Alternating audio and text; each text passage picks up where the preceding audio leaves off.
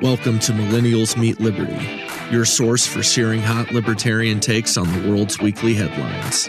Here's your host, Colt Thompson.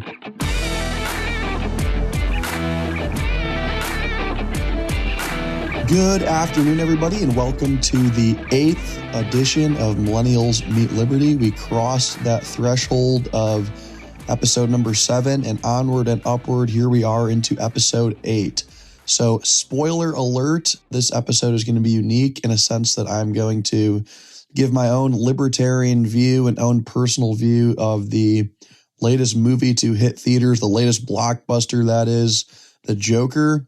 It's not exactly fresh in my mind as I saw it 2 days ago, preceding the Buffalo Bills game, in which I had a few extra beers, but I still have a pretty good sense of where the movie was looking to go and my overall views as it pertains to the symbolism therein and just the contradiction of viewpoints between the media and their top-notch, in air quotes, critics to that of the general public. As I believe on Rotten Tomatoes, the critics gave The Joker a collective rating around 69%, whereas the mainstream, just audience viewers, the average Joe, came in roughly around 89% as far as approval or that favorable rating of what they thought about the movie. Just I guess it seems like the citizens or the normal everyday to-day people out there just really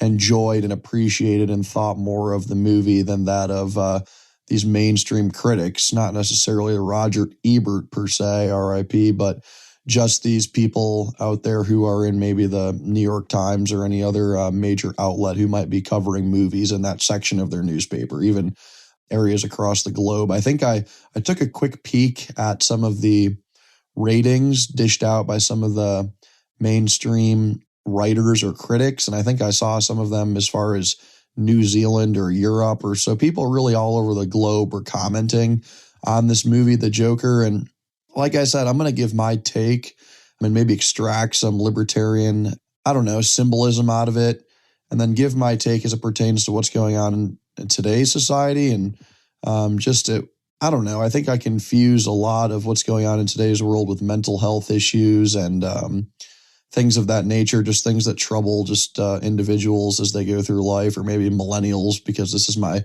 again, target demographic. So I really want to dive into The Joker and what it was all about, and just kind of pit the two different viewpoints of the mainstream cynics versus just the mainstream popcorn eaters. So that being said, I guess from the jump, I think Joaquin Phoenix there truly killed it. I think he had a wonderful performance. I think he lived and embodied everything the Joker was supposed to be in that role in the film. I think if you could criticize the film, I don't think pointing a finger at him would be the first route you'd go, or a route at all. I think Joaquin Phoenix definitely crushed that role. I mean, everything from basically becoming anorexic and looking like he went through a concentration camp to get that skinny to just really living out the really disturbing nihilistic view that the Joker really held throughout the course of the movie. Just that mental illness or really rough upbringing that got the Joker to where he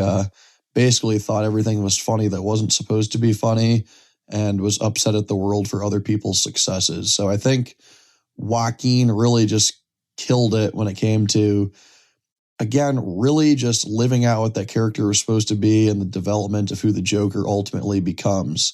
I think for the average Joe, and like every other podcast, I'm going to go all over the place a little bit, but I think for the average Joe, to the extent that it was bad, which was only 11% of people who rated the movie on Rotten Tomatoes, of the average people out there, the average Joe Blow, I think the reason perhaps maybe they thought it was slow and not necessarily a great movie was because of what I just said. It was because it was slow. I think this was really a thinking man's movie, and the plot played out very, very, very gradually.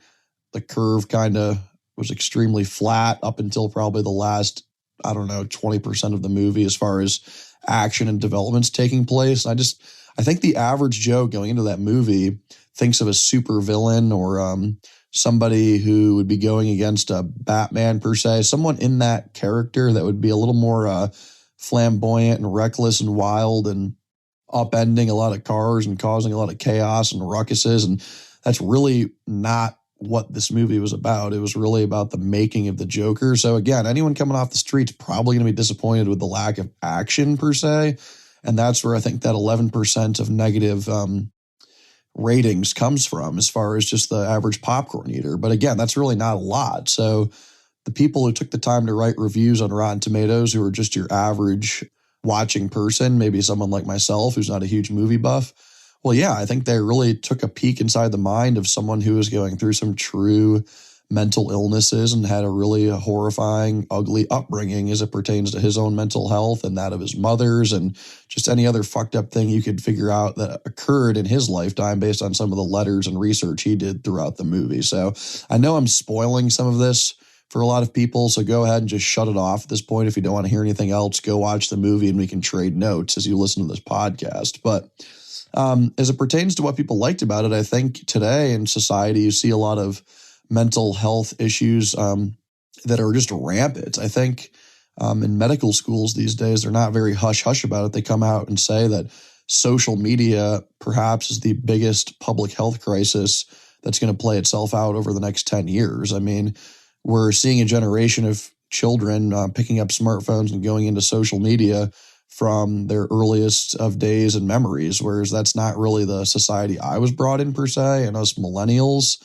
But you can see how that could kind of fuck with someone's mind growing up on social media and constantly comparing yourselves to others and seeing how you're not as good as the rest of the world per se. It's just a mirror you're looking into with you're just looking into a mirror online essentially, and that mirror is everything that you want to be and everything that you're truly not. So I think a lot of people feel that way about social media, and this is nothing new. I mean, I'm just speaking the truth here. I think a lot of people try to minimize their time on social media when it comes to just improving their overall mental health, and a lot of people are just addicted or bored or log into it.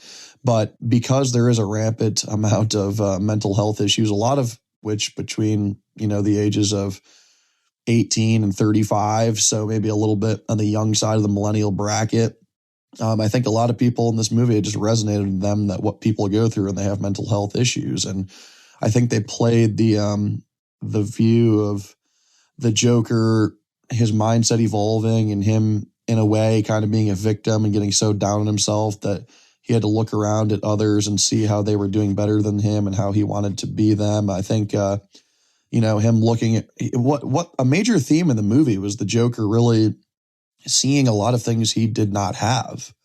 So I think you saw Robert De Niro is that character Murray having his own talk show and having a very funny talk show. And that's something the Joker would have loved to have, as he was trying to be an aspiring comedian. And he was also a full-time clown before he got fired. So that was something he did not have. And then at the point where he punched Thomas Wayne in the face in the bathroom, shouting something along the lines of, "You're my daddy," that's just another thing that he wanted. He wanted a father. It's something he didn't have. He didn't grow up with a father figure. So he wasn't funny. He wanted to be funny. He wasn't successful. He wanted to be successful. He didn't have a father. He really wanted to have a father. So there's a lot of things that he did not have going for him. And he just really got sucked into that and dwelled on those things, and having, I guess, an internal mental disability from the onset of his upbringing and all of the bad things his mother subjected him to, through the conduit of her having mental health issues herself. I think the Joker just looked around and found a lot of depressing things about his own life. And that mirrors a lot of what people do when they go onto social media. They realize that their life might not be good as someone else's. But again, we really don't know because it's a constant game of keeping up with the Joneses on social media. So I think to the extent that the viewers, the average popcorn eaters, liked the movies, that they could relate with someone being depressed and looking around and not having all of the fruitful things that they think they want in their life. So that's palatable. I mean, I think someone who's, got a really good job for a really nice newspaper who's saying this movie's not quite as good as what the others think, and the Joe Blow population, well, maybe their life is, there's a lot of easier things to find in their life that make them happier and more fulfilled, and they can't really reconcile what the Joker's going through. And that would make them think, well, this is just kind of a bullshit movie because they don't understand that. But I don't really think that's what it is, because I think depression and mental health issues knows no bounds, and that even the wealthiest, most successful people, almost like Robin Williams, RIP, somehow find their way into some sort of mental issues or mental health issues, whether it's a result of relationships or not. And so I don't really know if that's exactly why there's a little bit of a disparity between what the mainstream popcorn eaters and the mainstream critics think, but that could be part of it. I think another reason is really just the message overall. So typically what you see in Hollywood is a lot of leftists and liberal elites projecting their views all over the world and really to their viewership. And what's funny is over the past few years, especially, you see a lot of films taking shots at Donald Trump, maybe through a subliminal message, or it's implicitly implied through some sort of social justice shenanigan. Something's woven in to kind of subvert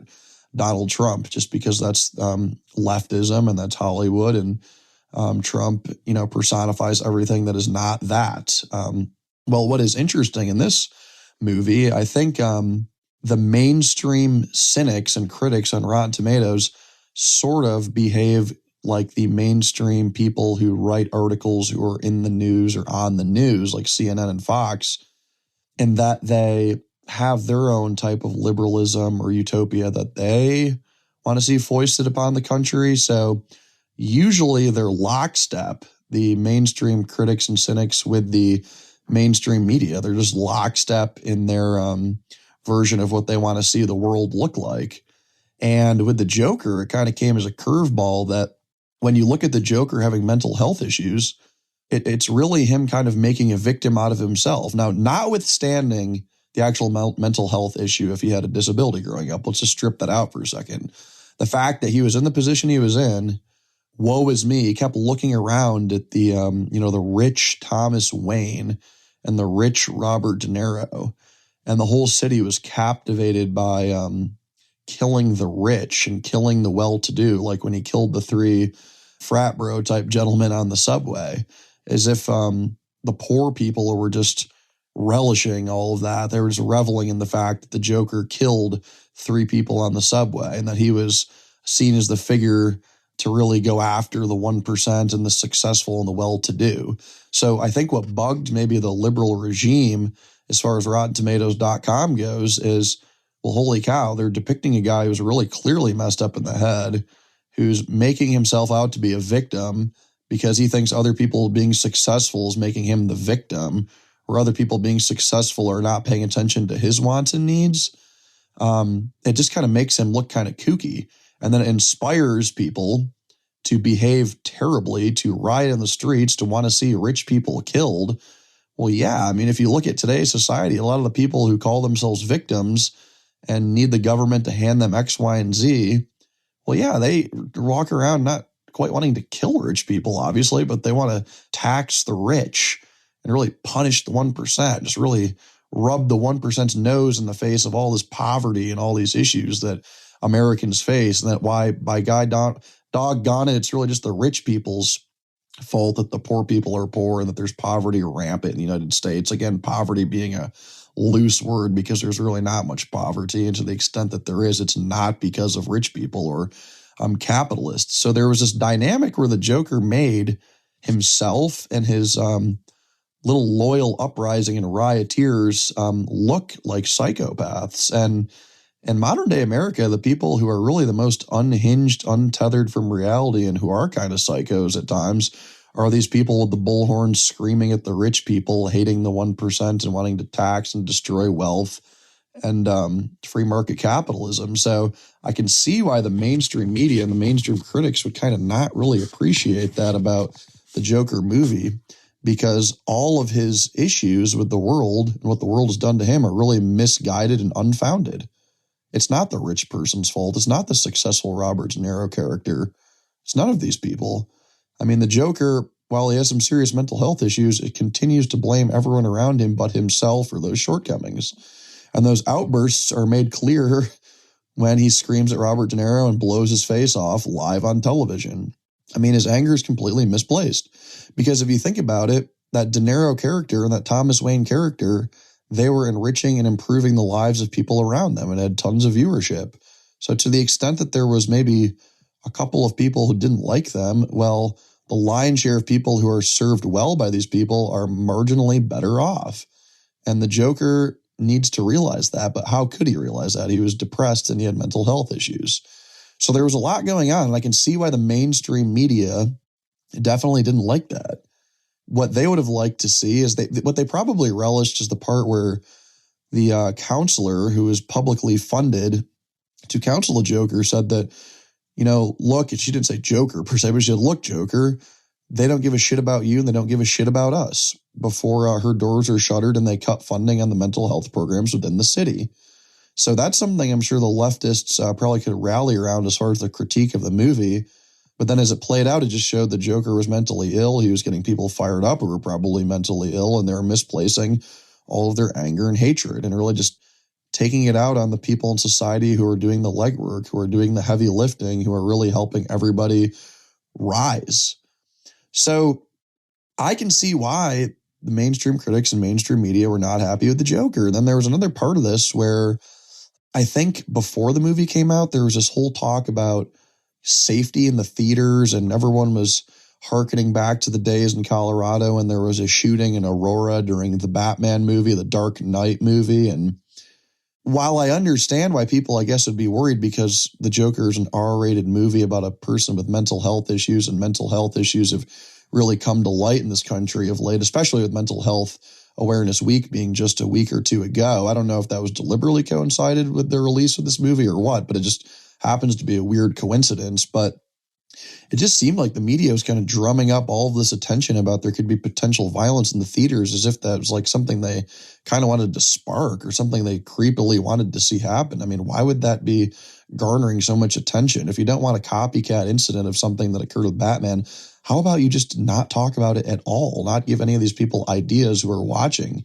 CNN or Fox News or whatever. I mean, don't give these people ideas to do that. So it's almost as if they were dangling the let's see something terrible happen carrot in front of the crazies out there to go into these theaters and maybe do something so they could generate some more viewership on their news media. I mean, I don't want to go to that extent, but it was kind of creepy how they were talking about that so much. And I think it even got the New York City police fired up to an extent that they were at the premiere of some of these Joker movies in New York. But nevertheless, I mean, I don't think it's that sadistic or pernicious what the media was trying to do. But again, I mean, I know they're not out to help anyone. And I don't know, it seemed like they were so focused on the safety of the theaters to the point where it was becoming a little bit more unsafe that they were talking about it so much. But it turned out fine, and there was no crazies who came who caused any chaos or any ruckus in any of these theaters. So I don't know. I don't want to say much to the chagrin of the media, but it just didn't happen. And that's awesome. I'm very thankful for that. I think everyone in society should be happy that someone could go to the movies and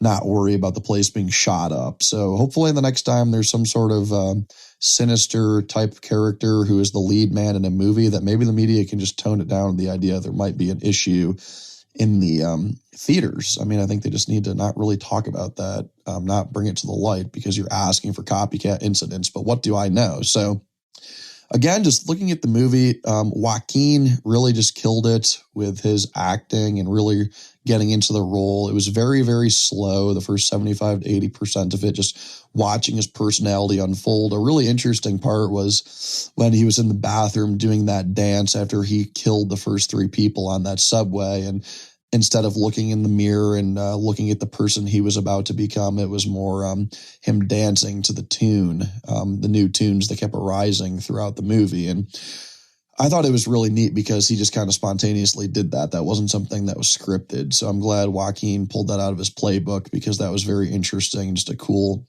note in the movie.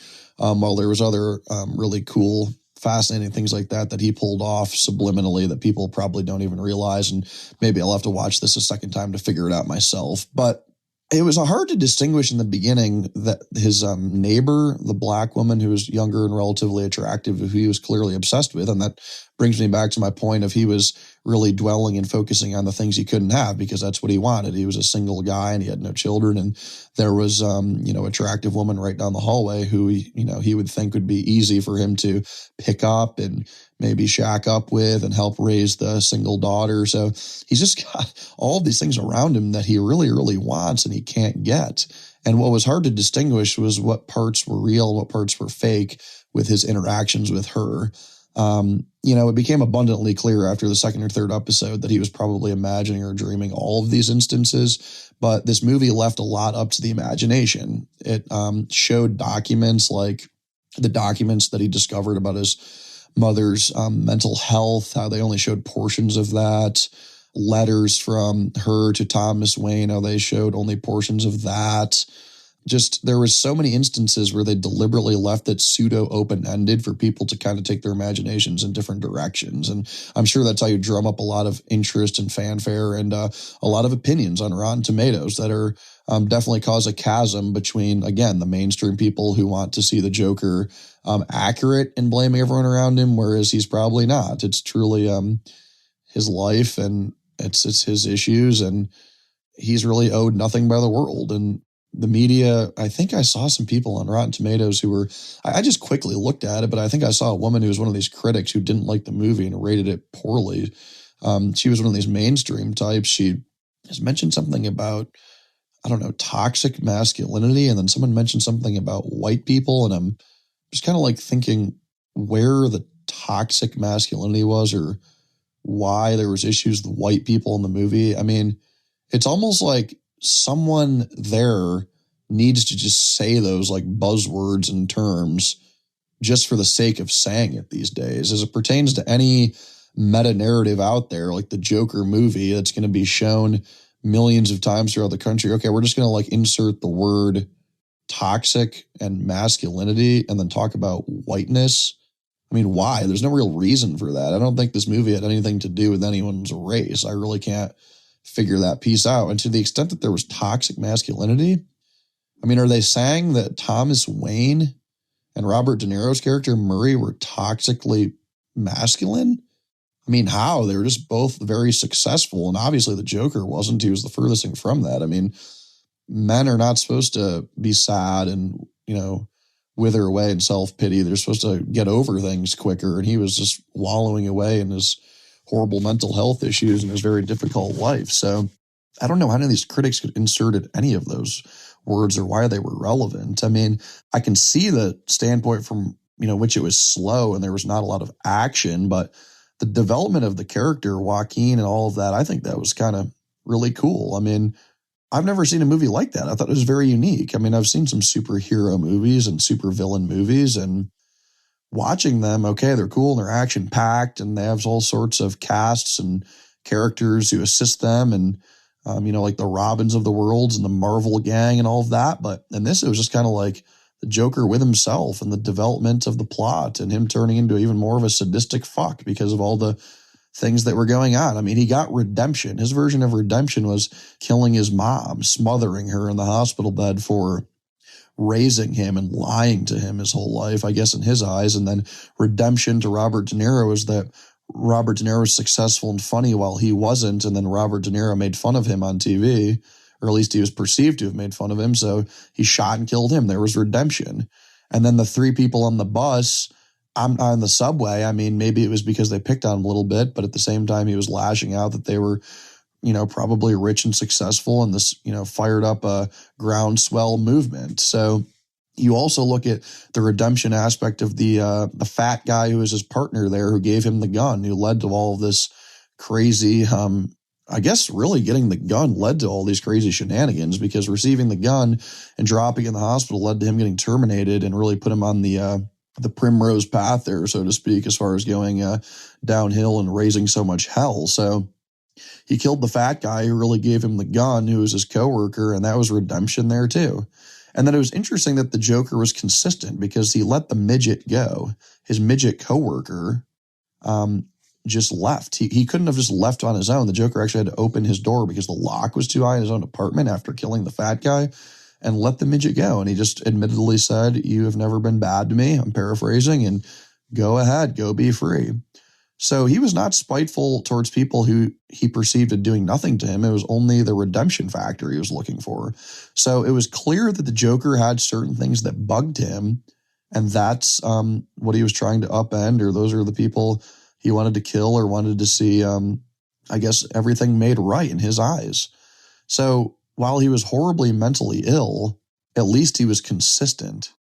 While if he was totally inconsistent, then he would have been even more of a psychopath, I think, because he would have just been that unhinged. But this guy, I guess, metaphysically speaking, had some principles. He just knew in his head that woe is me and he was a victim, and there were certain people that he needed to take care of and certain people that he had a vendetta against and needed redemption against. And he did those things, but he was intelligent enough to know that there were certain people who didn't do any of these things to him, and he left them alone. So it was really, really interesting, just his character development and how it played out. So, like I said, I think a lot of people, whether they admit it or not, get a little down on themselves, get sad, maybe because of social media, or maybe they're becoming a little more isolated because of the way millennials are without maybe settling down as quick, or placing less of an emphasis or value on family life, that this isolation may cause some bouts of depression, and people can see minute pieces of the Joker in them, not that psychotic, crazy version, but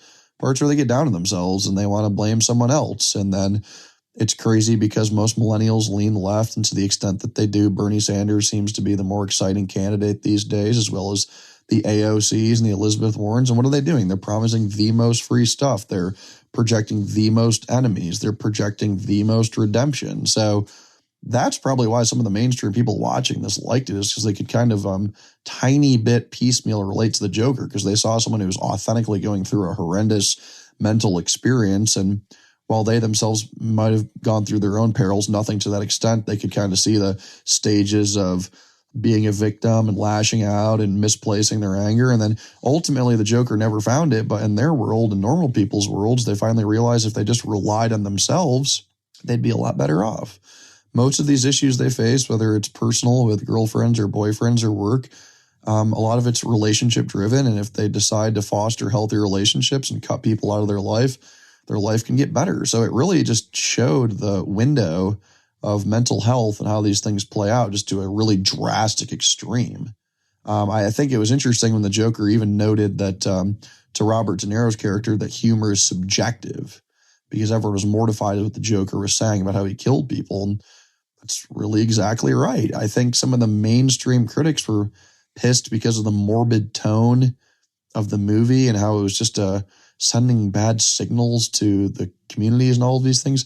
I don't know about that. I mean, stuff that's really horrible and morbid, it's okay to talk about these things. It's okay to have these things projected onto the public, because the public has their own demons they're wrestling with. And if we're just going to hide everything and never talk about it, it's that bad. So being able to kind of discuss what the Joker is going through, even though it was horrible, is kind of a healthy thing to do, and say, wow, humans can be really fucked up. And, you know, I'm thankful for my friendships and that I have good mental health. And if I don't, I need to seek some help. So I don't know. I just think the mainstream critics, they probably had a lot of like rosy things to say too about the movies, because it wasn't a flat out bomb. I think when you hit 70% on Rotten Tomatoes is when you have a thumbs up, and it was right at the threshold. It was 69%. I think it down ticked a little bit, but it's really killing it at the box office. I think north of like, I don't even know how many hundreds of millions at this point it's brought in, but it's really smashing records.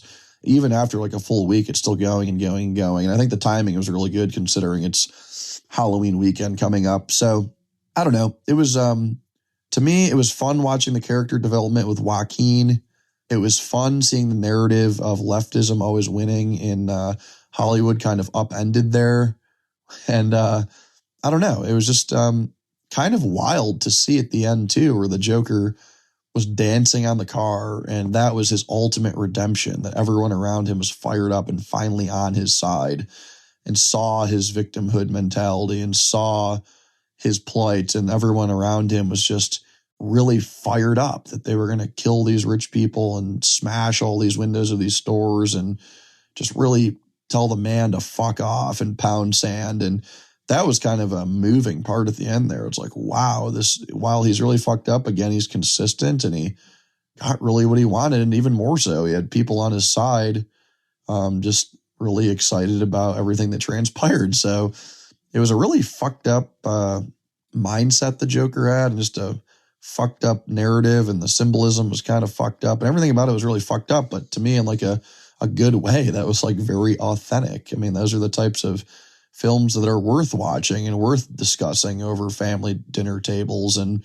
not just blacklisting and not watching because they're rated R or something along those lines. I mean, it's okay to talk about dark things. It's how you progress as a human. I mean, families need to do that once in a while. I mean, me personally, in my family, someday I'm going to be laughing it up and having a blast. And I just want that all the time. But once in a while, having a stern conversation about some of the issues going on in the world, and, kind of relating it to a movie and what a gentleman named the Joker is going through, I think it can be healthy. So these mainstream people they didn't get the narrative, or they didn't get the whatever they wanted out in the metaphysical stratosphere, and that kind of irked them. And the general audience was like, you know what? People are wrestling with mental health issues.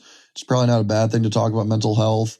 And just because the media was talking about guns being brought into theaters doesn't mean someone's going to be crazy enough to do that. So I'm glad it smashed a lot of box office records. So hats off to the whole production team there, and directorship, and Joaquin. His character is one of those characters that can automatically line him up to win an Oscar or win some sort of award. So I think he crushed it, and hopefully he brings home some sort of accolades, because he did a good service to society by shedding light on mental health and victimhood, and narratives about hating rich people and hating successful people as being wrong. I think those guys drove those points home without even knowing that. So I really enjoyed watching the Joker and the character play out, and how it sped up a little bit at the end, and how the Joker got all the redemption he could ever ask for. So hopefully that definitely shed some light on the Joker in subsequent movies, or even movies before that, where he was featured as a super anti-hero. So that being said, I got to wrap this up. I know this was a quicker episode, just south of 33 minutes. That was my take on the Joker. I highly encourage everyone to go out and check it out, and I will see you on episode 9. Thank you very much.